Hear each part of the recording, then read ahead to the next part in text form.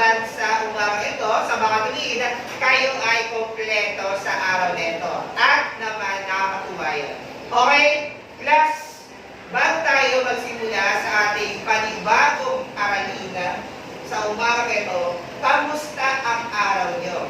Sapagkat madami ng modular o MDL ang nangyari. Ano-anong ginawa nyo ng MDL? O, isang mar. Anong ginawa mo? Isang mar, cramming. Bakit cramming? Isang mar. Okay, last na syempre, dahil MDL, madaming mga activities at mga pinapagawa yung mga guro nyo. Pero, dapat yung tapusin yun. Okay, ako yun. Ano ginawa mo ng MDL? Tayo ako yun. Pinaka sila ng mga gawain siya para Napakasipag naman talaga ang yun. Tinapos na lang ng gawain. Parang totoo. Maria, anong ginawa mo ng MDL?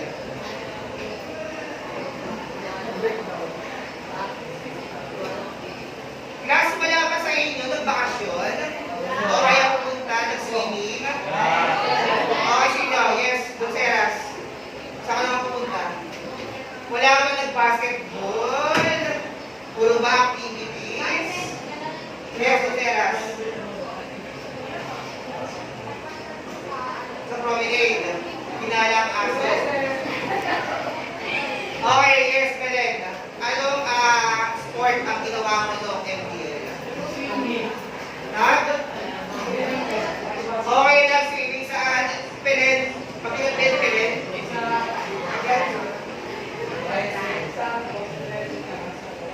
13 at balls. Kasama mo? Okay, sina John. Okay, let's go. Ay yung mga ginawa yung mga pamaraan or activities nung nagkaroon ng MDL dahil nga sa mataas na sikat ng araw. Kasi nga, si Carla ay matutunaw, kaya hindi pinapapasok. Diba, Carla? Okay, guys, ngayon tayo dako sa ating balik-aral na kung saan tinalakay natin ang lakbay sa side. Carla, ano nga pag sinabing lakbay sa side? Carla? Carla, tumayin ba? Lakbay sa side.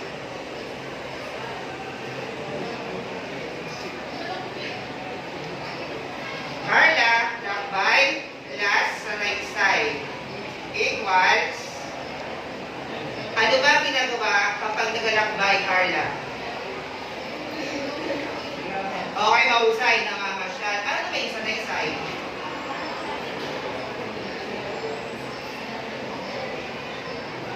Ano yung sa right side, Carla? Okay, last, sino pwede tumulong kay Carla? Yes, mahusay, De Leon. De Leon, tayo ba tulungan si Carla? Ano ang lakbay? Nasa right side? Equals, ano?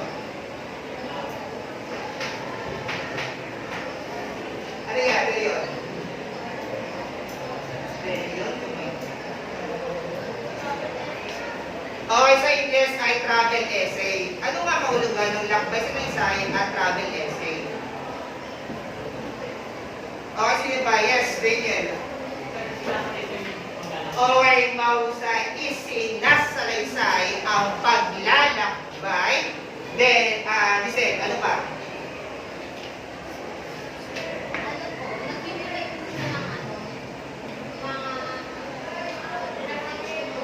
Mahusay, Lisette, nagbibigay ng reflection at mga informatibong informasyon tungkol doon sa inyong pinuntahang lugar. Plus, ibig sabihin class nito ay, ano? Lalakbay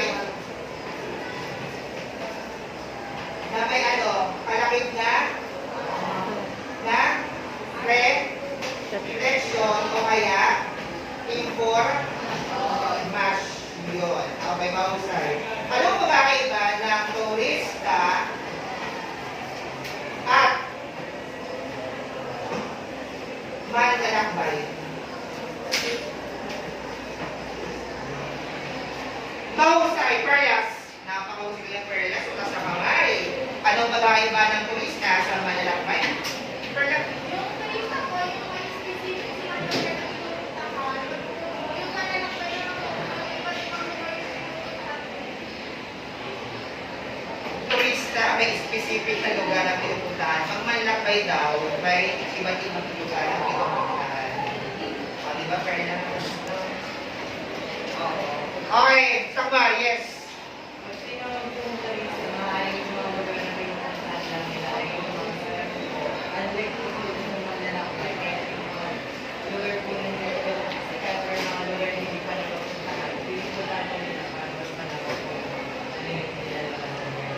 Okay, pero ano yung pinagkaiba nilang dalawa? Kasi ang focus nyo is sa lugar pa din. Ano kayong pagkakaiba nilang dalawa? Kaya sige.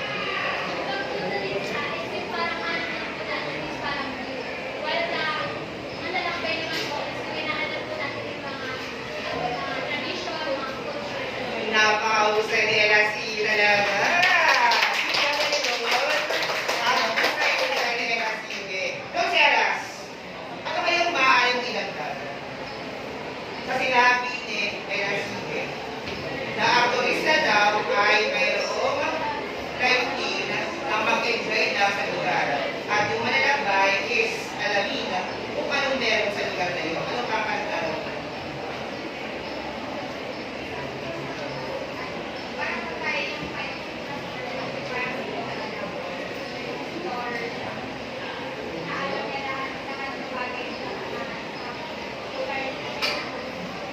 Okay, mahusay. That's no, pag sinabing turista, ibig sabihin na hindi mo lang is mag-enjoy or magbigay ng kaaliwan sa iyong sarili. Pero pag sinabing manlalakbay, ikaw ay nag-enjoy pero may ginagamit kang mga reflection or informasyon batay doon sa lugar na inyong pinuntahan. Kaya di ba, sa ginawa yung travel dog, kayo ay nagbigay ng informasyon, alin sabay doon ay ang inyong kasiyahan. Habang ginagawa yun, halimbawa yung ginawa ni Gonzaga, na kung saan siya ay nag-swimming kasama ang kanyang pinakamamahal na pag-swimming. Di ba, Gonzaga? Okay, guys. Naunawahan ba ang lakbay sa Laysay? Oo. Naunawahan ba, Carla? Carla, paulit, anong lakbay sa Laysay?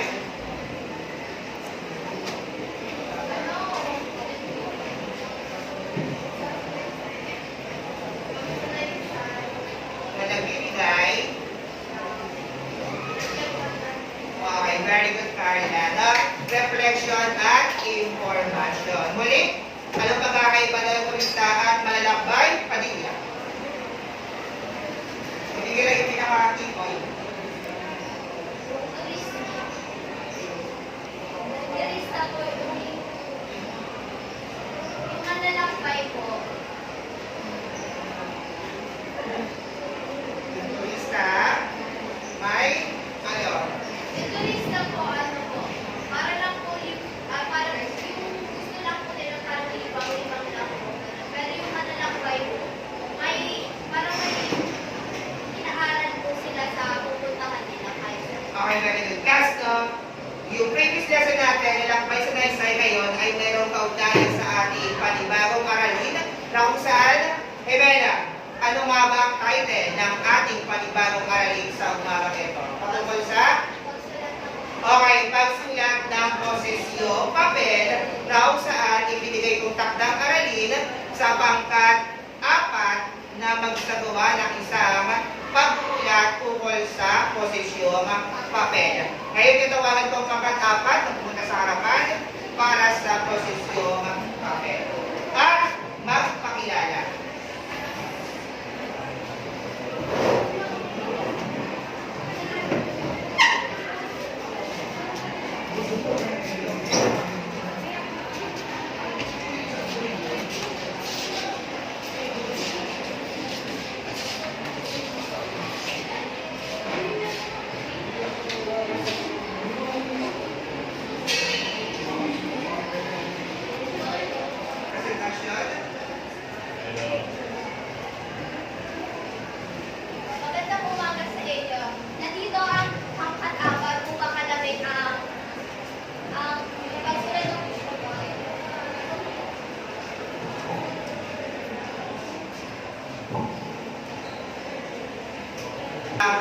Presentasyon ng pag-uulat, narito ang malupay sa pagmamarka. Una, kaisahan sa pangkat, apat na kumbahagdan, kaugnayan o nilalaman, mayroong tatlong kumbahagdan, at kaisahan sa pangkat, dalawang kumbahagdan, at may masiling ay dalawang kumbahagdan, kabuuan ay 100 kabuuan. Okay, may nagulong.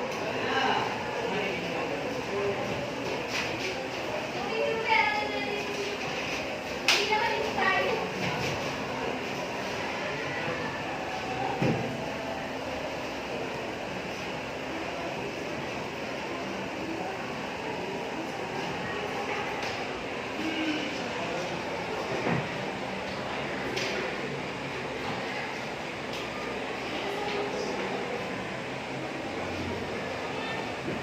Magandang umaga, Luzon at Dasmariñas. Narito ang G4 at upang magbigay ng salita.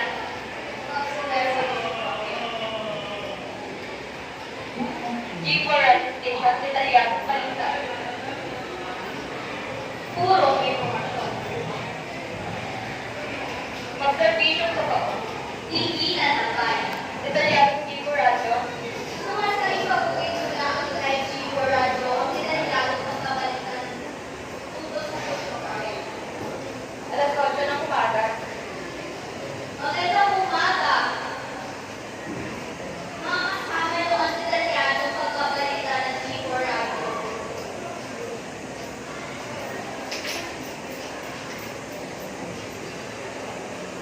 Sabay-sabay natin alapin ano nga ba ang posisyong papel dito sa G4 detalyadong puro informasyon. Katangian ang pagsulat ng posisyon, akal. Sabay sa pagsulat tatalakay. Hanggang sa kasusulat ng posisyon, papel, bibigyan din detalyadong tingin. Mga dapat tandaan sa pagsulat ng posisyong papel, isa-isa. Aalapin dito sa puro detalyado.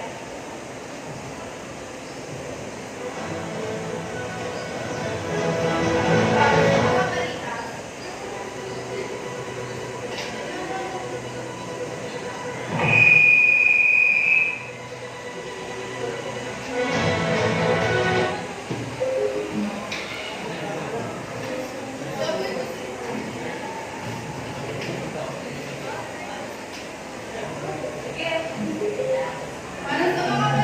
sa oras na ito.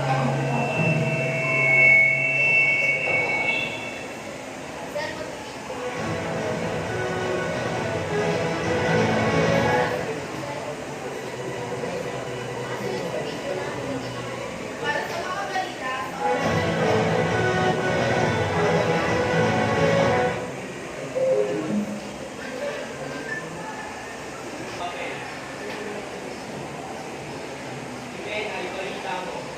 Ayon sa aking nasagot, ang pusong papel ay isang sulatin na nagpapakayat ng tiyak ng paninindigan ng isang individual o buwan tungkol sa isang makautuhan at makapanong Layunin ng posisyong papel, tatalakay. Sa aking detalyadong informasyon na nakuha, layunin itong malikaya at madla na ang paniniwala ay katanggap-tanggap at may kapasalahan. Katangian ng posisyong papel, detalyadong nais ng kabalita ni Miss Jimena, Mr. Marta. Sa aming nasagap, dapat tayo may una, naiwan na solusyon. Napakita rito ang naiwan na paninindigan tungkol sa issue ng usapin, matawid. Pangalawa, mabuti at maliwanag na argumento. Sa pagsusulat ng pusong papel ay dapat malinaw at mabuti ang batayan ng ebidensya. Pangatlo, ebidensya at suporta. Malalim na pananalig,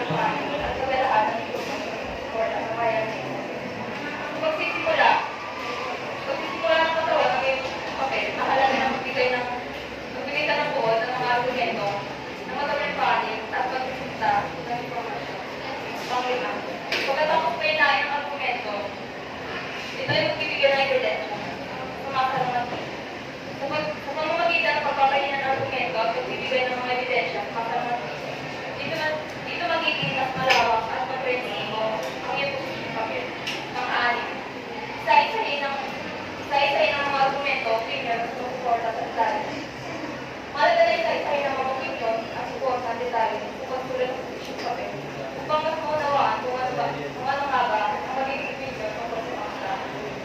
Pang-pito. Sa alang-alang ang mga magbabasa ng posisyon papel. Malagay sa alang-alang ang magbabasa ng posisyon papel kung sila ba ay guro, estudyante, mga o matanda. Dahil dito, ay mas malalaman tungkol sa aming gagawing pananalisis. Pang-walo. Pagbuo ng isang argumento ay nakasalalay sa pagkalala kung sino ang mga magbabasa. Ang bawat magbabasa ay mahalagang parte upang mas makatibay ang posisyon papel. Dahil kung alam natin kung sino ang mga magbabasa nito at mas madali natin magagawa ang ating pananalisis.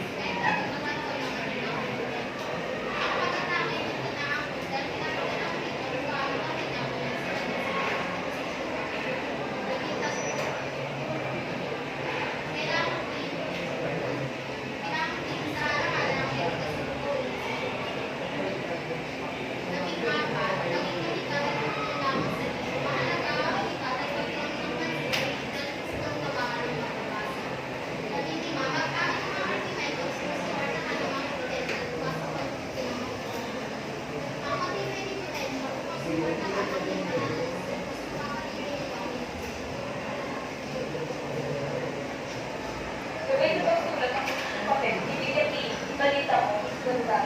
Mahalagang gawin po yung malaman kung paano ito simulan at kung maging organisado ang gagawin posisyon mo. Panguna, pumili ng isang paksa. Kapag pili ng isang paksa, may malinaw na posisyon. Pangalawa, maghanap ng ebidensya. Mahalaga ito kung mapatunayan ang iyong argumento at mga ebidensya ay nagbibigay ng posibilidad sa iyong papel. Pangatlo,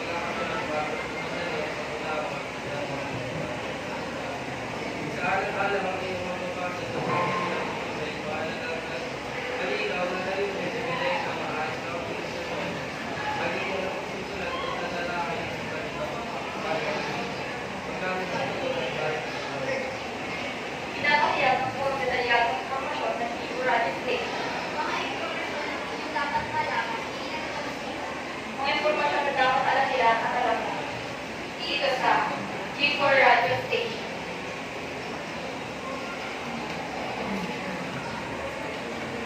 Sama rin po sa kusyong papel, ang kusyong papel, ang pagsulat ng kusyong papel ay isang mahalagang bahagi ng akademikong pagsulat kung saan pinapahayag ng manunulat ang kanyang opinion o saloobin tungkol sa tinatalakay na issue at naglalaman rin ito ng argumento at ebidensya na susuporta sa sulat ng kusyong. At yun lamang po at maraming salamat. Okay, pangkat-apat, bilang kayo. Okay, pagkasarakan, Jimena, Tiobe, Gonzaga, Lumaracan, Nuevas, Gisela, Evaristo, Katahan, at Marta. Ito kayo. Okay, last na tapos sila ang paglalakay sa kalagahan ng posisyong papel. Okay, huli. Jimena, ano ang posisyong papel sa maiksing salita? Ang kusyong papel ay isang akademikong sulat. Okay, ang demi kong sulatin na kung saan Pinapahayag ng manunulat ang kanyang saloobin o okay ka sa loobin o kanyang paningin bigan. Tama ba yung sakmar? Karagdagan sakmar. Ano ang posisyong papel? Ang posisyong papel po ay may isisulat para may padala ang iyong argumento sa usapan. Okay, mahusay. Ibig sabihin, iyupin bigan ang iyong katayuan doon sa iyong mismong sa loobin o damdamin. Okay, Gonzaga, ano nga ba yung mga layunin ng posisyong papel? Ibigay sa akin yung mga key terms lang sa bawat layunin. Una, okay, una, may payat daw yung mga tagapakinig o kaya mga magbasa. Pangalawa, may pakita at may matibay ang okay, magbigay pagpapatibay doon sa kanilang ginawang argumentasyon. Pangatlo, kung ano po ng ebidensya. okay, dahil nga ito ay posisyong papel, dapat mayroong evidence, no? Kasi nga ito ay nagpapakita ng iyong posisyon sa iyong pagsulat. Okay, Carla, ano naman ang katangian ng posisyong papel? Magbigay ng dalawa. Malinaw ng posisyon, napapangkuti ang maliwanag na argumento. Okay, last, bakit kaya kailangan ng malinaw at mabuti ang impormasyon sa posisyong papel?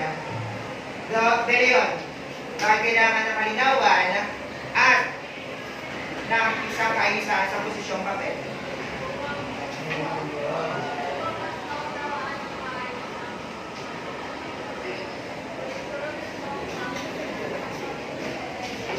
Okay, kagdagan, yes. Tama. Kailangan malinaw po ito pang may padala yung argumento ng Okay, madali o kaya Luceras, o kaya okay, organisado yung pagkakalatag ng impormasyon doon sa mismong papel o pagsulat. Okay, pangalawa, Giselle.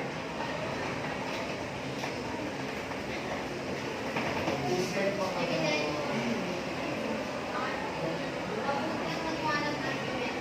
Okay, mabuti at maliwanag na argumento. Dahil nga kapag hindi maayos yung pagsalita mo o kaya pagsulat mo, maaaring malis ka o mawala doon sa iyong usapitan.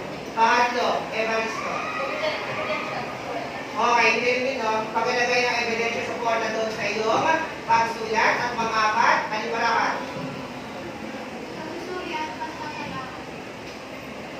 Okay, yes. Bakit kailangan ng pagsusuri at pagtalakay sa pusyong papel? Sige. Bakit kailangan ng pagsusuri at pagtalakay sa posisyong papel?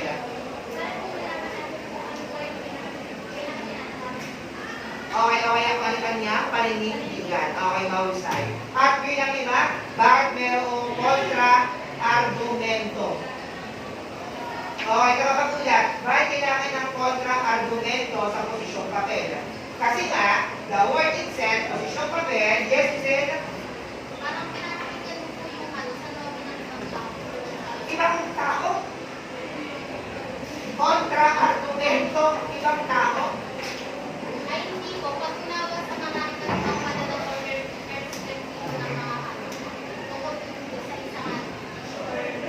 Okay, kagdagan yung saga. Siyempre po kung hindi isang ayon sa posisyon ko.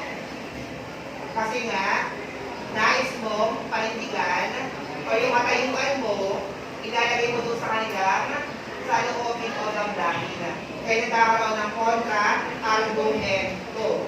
Plus, kapag sa batas, mayroong dalawang panig. Kahit sa tibig, may dalawang panig. Yung sumasang-ayon at di sumasang-ayon. Ibig sabihin, meron silang katayuan doon sa kanilang mga idea o kaya damdamin. Okay, let's natin ang bilang 6.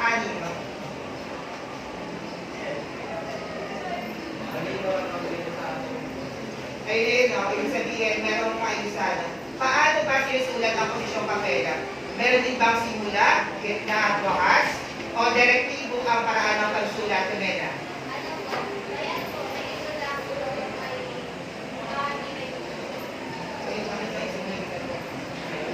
Okay, bilang 7. Marka.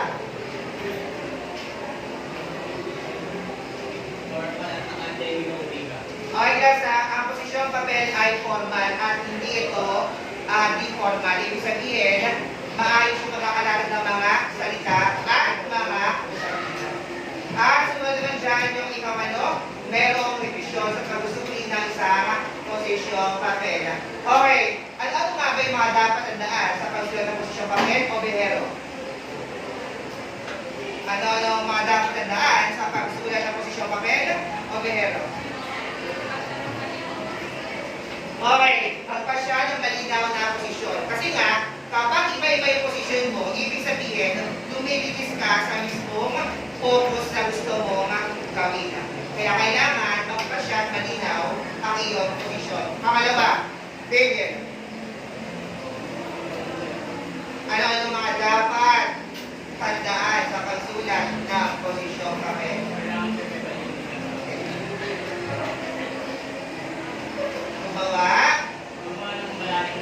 Mahusay. Dahil kayo ay meron ng Tier 1, Reading and Writing, Filipino at Pagbasa, ibig sabihin kayo ay sanay sa pagsulat ng pananaliksik. Suarez, ano yung pangatlo? Tumayo ka, Suarez. Okay, pagsulat ng iyong argumento at ang kontra-argumento bakit sa paksang iyong napili. Ang paksa is napapanahong isyong panutunan. At pang-apat o pang-5, Maria,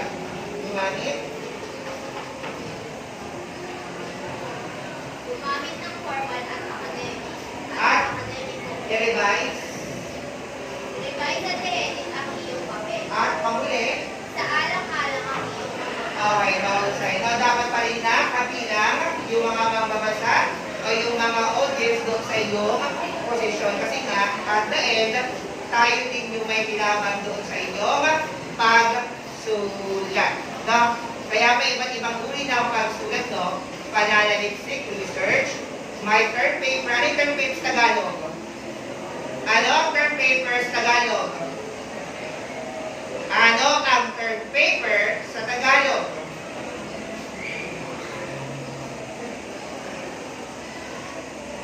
Ano ang term paper sa Tagalog? Sangbar? De los Reyes. Ito ang posisyong papel. Ano ang term paper sa Tagalog? Abiyon. Ano ang term paper sa Tagalog? Habang sa pagsulat. Luceras. Class. Research. Pananaliksik. Term paper. Pamanahong. Papel. Posisyong papel. Ano to? Ano sa English to? Ha? Position? Paper. Okay, ano magkakaiba ng term sa posisyong papel? Ano ang pinagkaiba ng term paper sa posisyong papel? Term paper and position paper. Yes, sa Petra.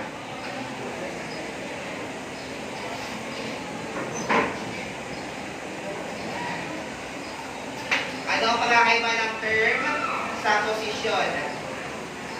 Ando na yung sagot, term and position. Yes, Baldonado.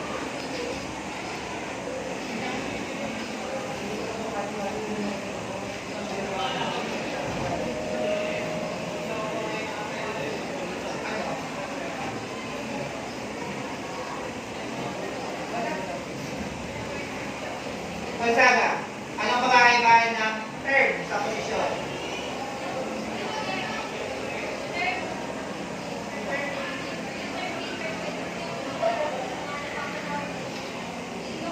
Ito ay nakapanahong issue din ganda. Ay ito, makabuluhan at nakapanahong issue. Anong pagkakaiba nila mong yan?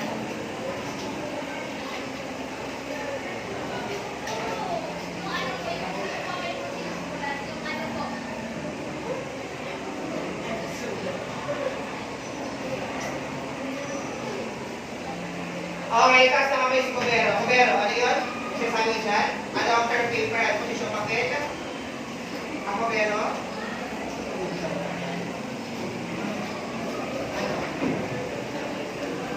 Luceras.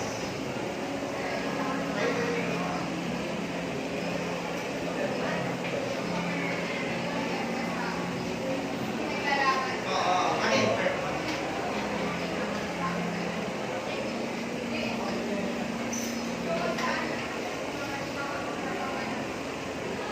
Plus, kapag sinabing term paper, ibig sabihin, may panahon or napapanahon ang paggawa mo ng paraang pagsulat. Kumbaga, isa rin siya sa mga hakbang kapag kayo ay nananaliksik. Ibig sabihin, mayroong panahon ng pagbasa o kaya pagsimula ng paraang pagsulat. Pero kapag sinabing posisyong papel, pinaninindigan mo or kontra-argumento ka doon sa sinulat niya. Maaaring mabilis ang paraan ng pagsulat, pwedeng sang-ayon o kaya di sang-ayon doon sa paksa. Ulit, term paper, isang paksa, nanaliksik ka. Yun lang yun. Posisyong papel, binasa mo si term paper o kaya si research, hindi ako sumang-ayon. Sumang-ayon ako. Sumulat ako ng posisyon ko ukol doon sa paksa. Kaya nga term and position, diba?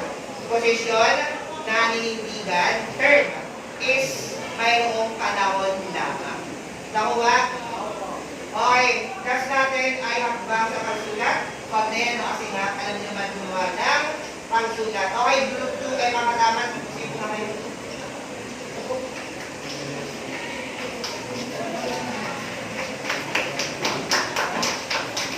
Okay, last na meron ba katanungan sa kanilang pagsulat? Buwan sa pusyong papel? Meron ba? Okay, wala.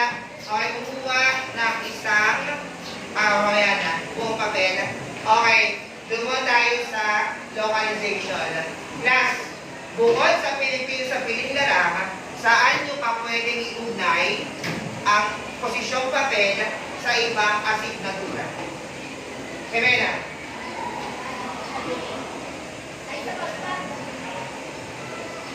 Pagbasa at pagsulat, tungkol sa bakit? Okay. Bakit?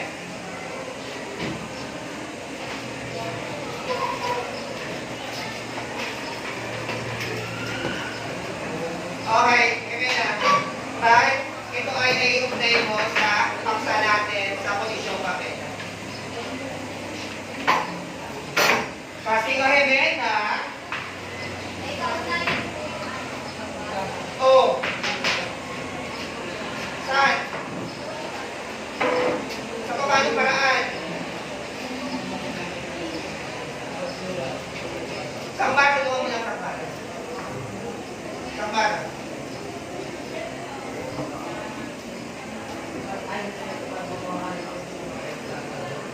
Okay, kapag gumawa mo siya papel, pinabasa mo, then,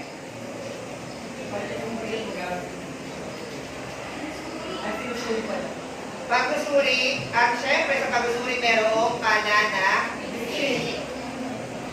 nakuha. Ibig sabihin class, pagbasa, babasahin mo ang isang pahayag, isang paksa, tungkol doon sa isyong panlipunan. Susuriin mo gamit ang paraang pananaliksik na makapumuha ng posisyong papel. Ano pa? Bukod sa pagbasa at pagsulat. Consideras. Very good. Reading and writing. Bakit naman sa reading and writing?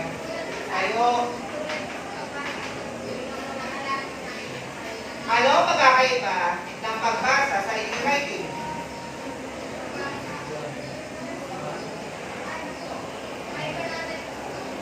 Parehas so merong research para na yung sino pagkakaiba nila dalawa.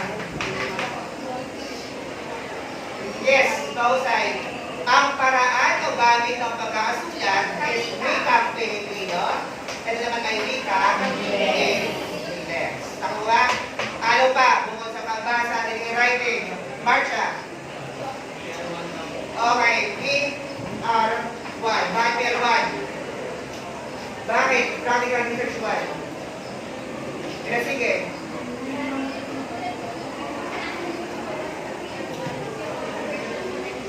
Yes. At sa PR1, meron kayong tinatawag na format sa paraan ng pagsulat ng research. Okay, last, pang-apat. Alay pa yung pang-apat, may iba pang hain. Pang-apat at pang-lima na may kaugnayan dito. Yes, very good, David. PPG at Diaz. Bakit? Bakit kaya? PPG at Diaz. Bakit? Kasi nga, yung Philippines in Balanced Governance, ano yung Diaz? Discipline, in ideas and applied social science, ay mayroong kaugnayan sa saan? Saan? Saan? Issue panlipunan. Diba nga? Kasi nga ito'y connected sa lipunan. Politics, Philippines Politics and Governance, then Discipline and Ideas Applied Social Science. Nakuha? Talong question. Wala na? Okay, kukuha ng isang buong papel para sa inyong individual na gawa. Okay, kahit yellow card, yes, yellow card. Yellow card.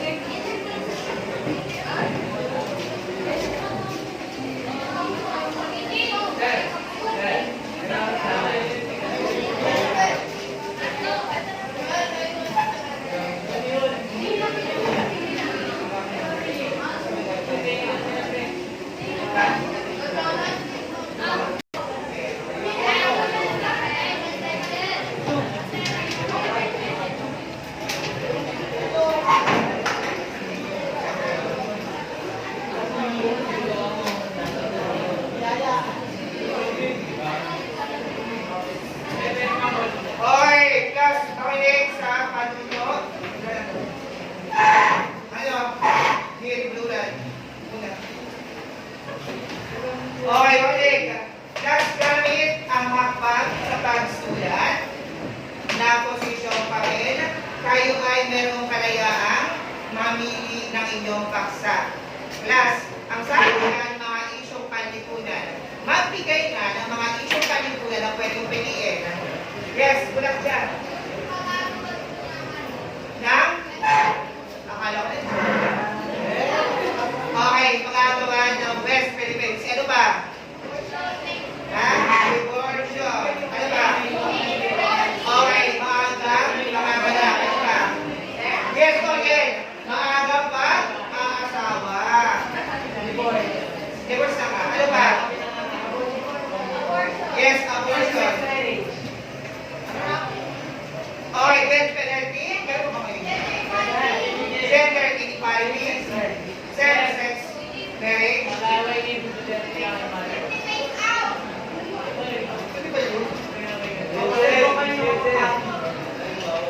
nakuha ba?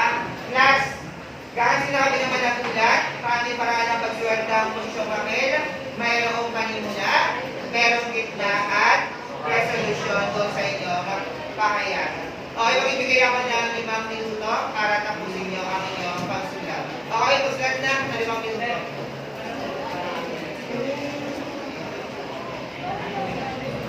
Position ko kaya nakita yung snap instruction ng planning.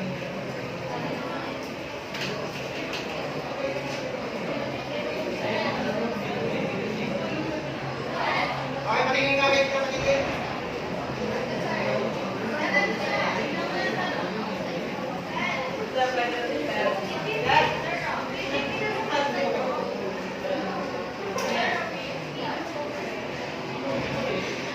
Patingin ako, Behero.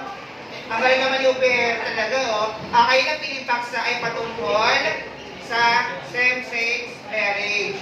Kasi nga siya ay may gusto kay Fernan.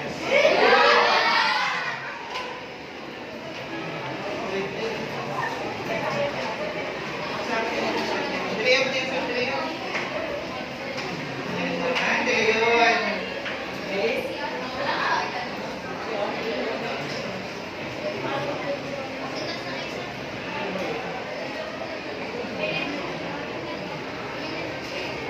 Tingin niya, kumain mo.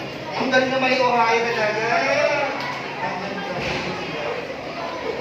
Patingin ka, patingin ka.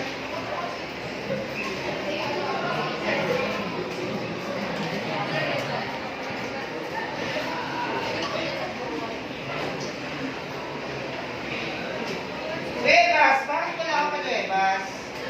Simulan mo niya yan.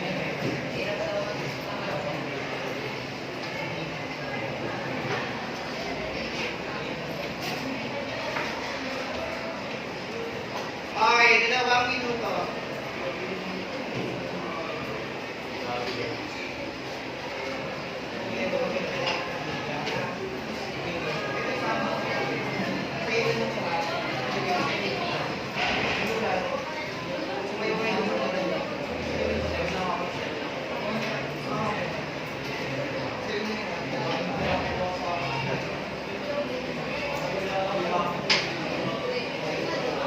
Sir, nagaling.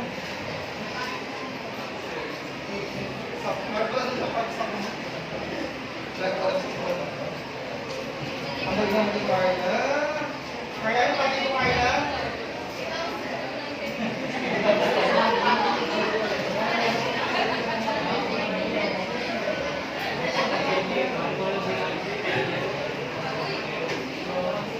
Okay, 1 minuto.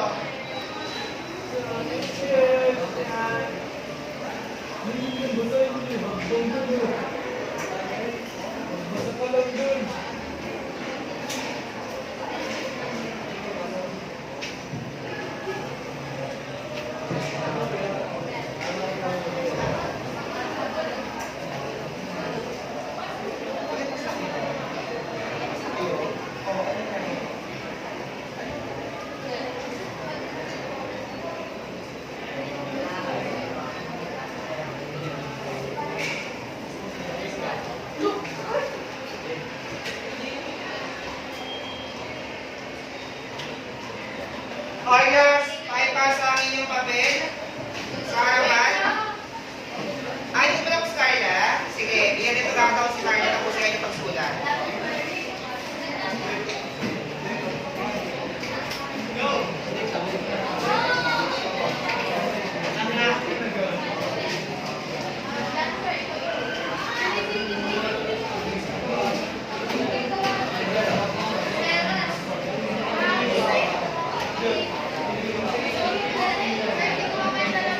Okay na,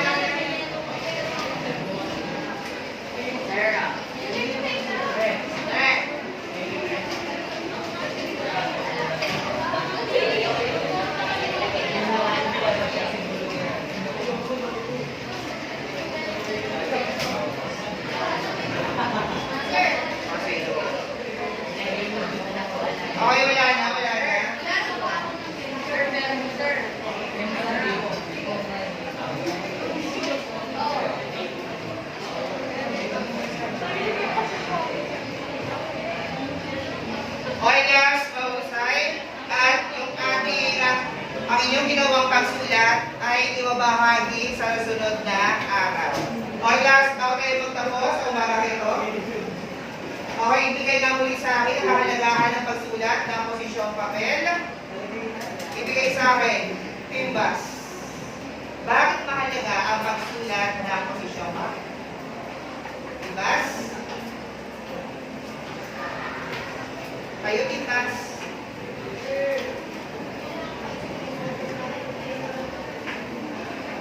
Sumagot na Timbas. Bakit mahalaga ang posisyong papel? Dahil po, Mas maunawaan. okay, mahusay magbigay ng impormasyon bagay doon sa kanya, opinyon at kanya kaibigan tungkol sa pagsama niyang nais sabihin. Okay, karagdagan, ano pa ang kahalagahan ng pagsulat ng posisyong papel? Seras. Okay, para iulat yung mga tao sa mga panahong issue tungkol naman sa isa. Sambat? Ay, kaya na po yung sila. Okay, kung bisingin, no? Panghinikayat,